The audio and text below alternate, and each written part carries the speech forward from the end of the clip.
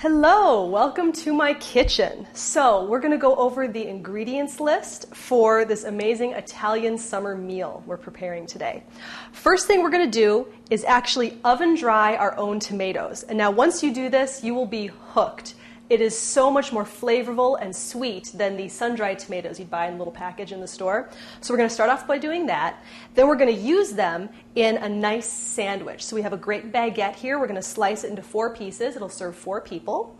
And on top of that, we'll add some sweet roasted red peppers.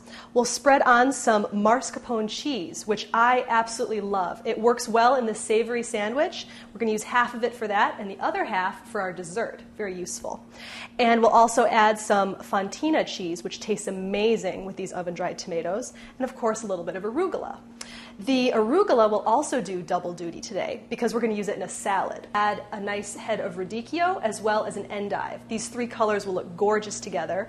And on top we will shave some fresh Parmesan, which again adds more dimension to the salad. We'll be making our very own dressing today. Very simple. All it is a little lemon zest, some lemon juice, and some Dijon mustard, as well as some salt and pepper. Stream in some olive oil. It'll be amazing. Finally, we're going to finish with a beautiful dessert.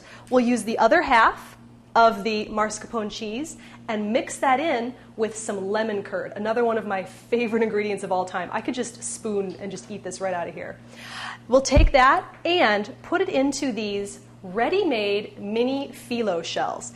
This you're going to fall in love with. It's the find of a century. It comes right out of the freezer, ready to eat. And they're so pretty and they look so delicate and fancy. We'll put a little bit of raspberries on top. It'll be a beautiful end to the meal.